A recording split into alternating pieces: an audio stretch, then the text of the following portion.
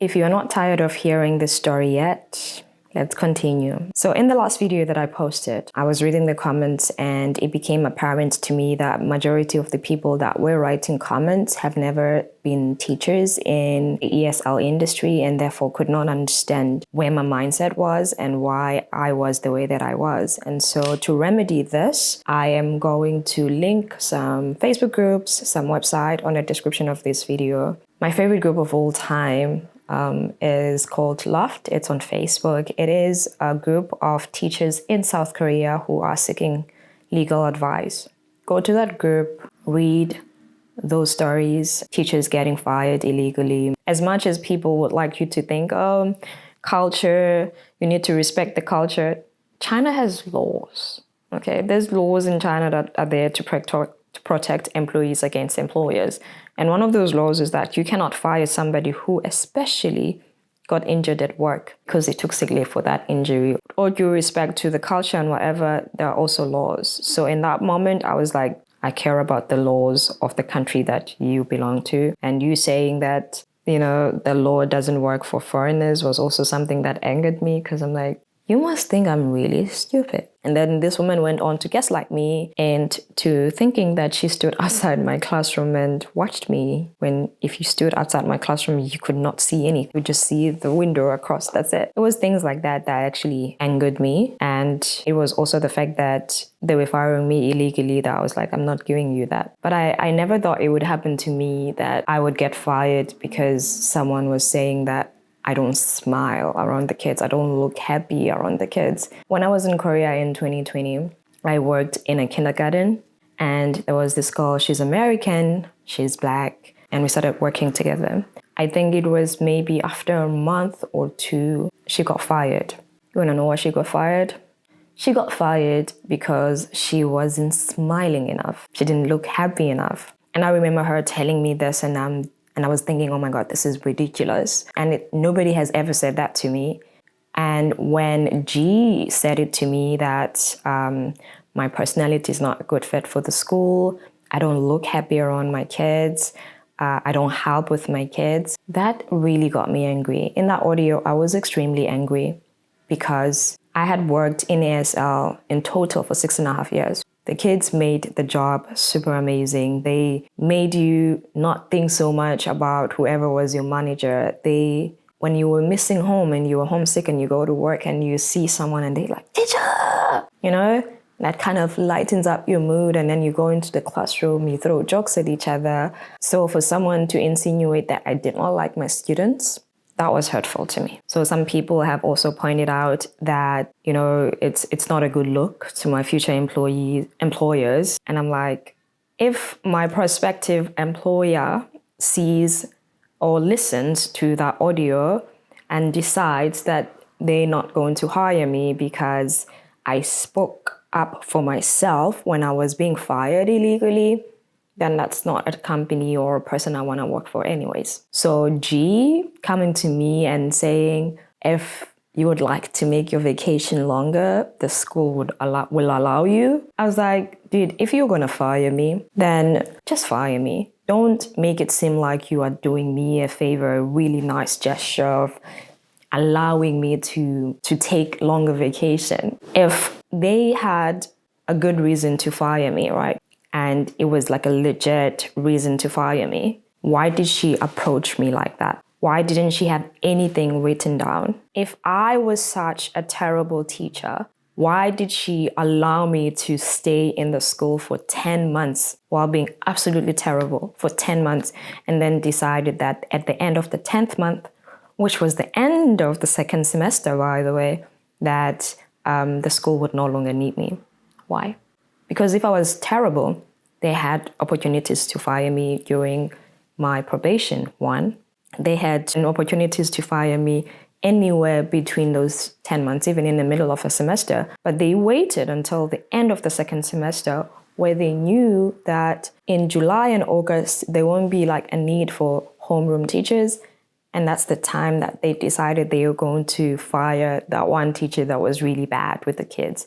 Ask yourself that. She knew what she was doing was illegal. and I wasn't going to humble myself and allow myself to be fired illegally. I think the only people who truly understood my mindset were the people who have worked in Korea, who have worked in China and have left. Because the people who are currently in China and, still enjoying the paychecks are really good, So I get why you guys were saying that I should have just kept quiet and being agreeable and you never talked like that to your boss, etc. I got it. I get it. I've been there. But what I didn't like about it is when people were saying, maybe you thought that you wouldn't work hard in China because you didn't work hard in Korea. People work hard in China. I worked for Changdom in Korea. The maximum that I taught in China was like less than 5 hours a week. Only difference was I was a homeroom teacher, so I was around the kids the whole day and I had to speak to the parents. That's the only major difference, is that in Korea, I never had to speak to anybody's parents ever. I used to teach in Changdom.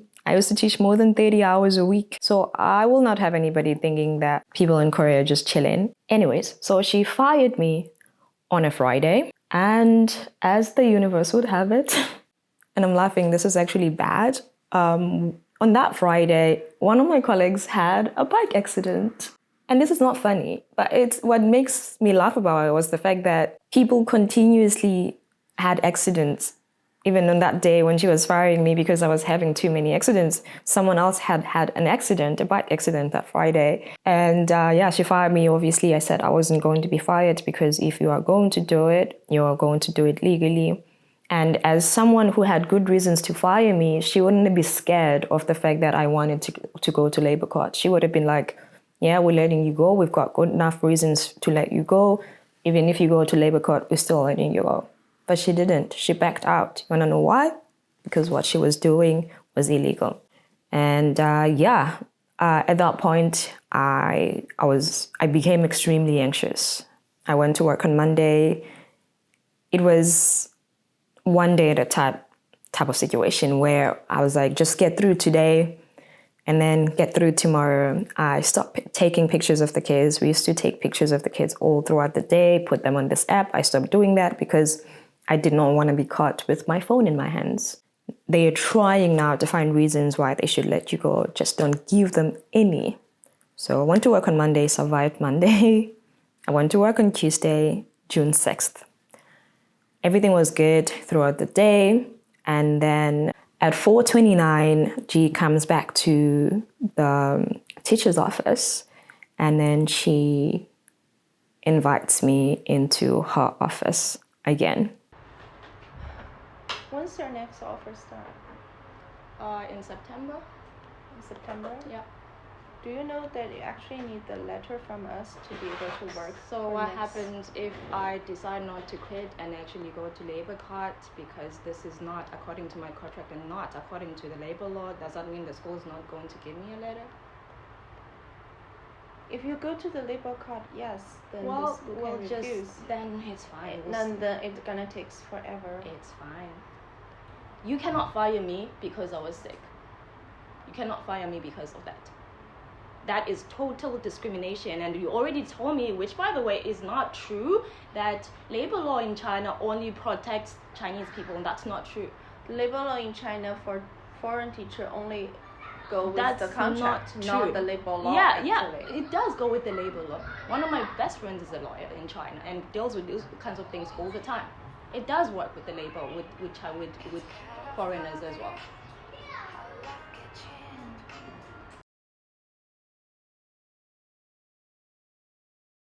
After the second time, G tried to fire me and I said no.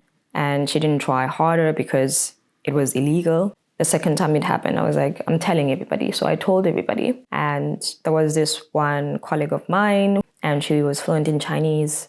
And she also was very much into the kindergarten gossip.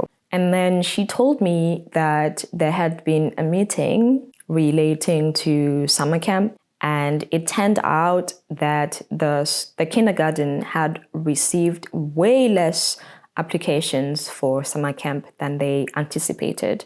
To give you an example, in the K3 classes, there were about 46 students in 2 classes, right? And they had 2 teachers between those 2 classes who are foreign teachers. But when it came to summer camp, only 3 3 students applied to be part of the summer camp, which basically meant they didn't need 2 teachers anymore. They needed only 1. And this was pretty much the theme in other classes as well. I was one of 3 people that did not want to renew my contract with them. In fact, at that time, I was only one of 2 because the other one hadn't decided yet that he wasn't going to renew. He only decided on this, I think it was around maybe July or towards the end of June, where he told them that he didn't want to renew. So at this point, 2 of us didn't want to renew. And out of the 2 that did not want to renew, I was the only one who had stayed at home for 13 days during an accident. And I also was the one who had an accident during the day that they had parents' evaluation. And so I became an easy target to get rid of. They were like, okay, cool. If we get rid of her, then we will have as many teachers as we have students, and then we don't have to pay anybody extra to just come to work and basically do nothing because we have way too many teachers. So when G came to me to say at the end of June, you need to go, because she knew that they had less students, because in June and July, then they would need as many teachers, which is something I also mentioned in that audio because I suspected it. And so she tried to fire me the first time, and then the second time she did it because apparently she was too embarrassed that she couldn't get rid of me the first time, and so she tried to get rid of me again. When I decided not to renew my contract, initially I thought about just staying and saying I'm going to renew my contract, and then at the end, and then just disappearing. But I felt like that was unfair, so I told them that I was not renewing my contract. And then I told them that I had gotten a job in a new school. That was not true. It was a lie, but I did it to protect myself, which is also, if you go to the scripts that I mentioned earlier on, is something that you will understand, that sometimes being honest doesn't take you too far in these kinds of jobs. So I told them I was going to a different school after my contract.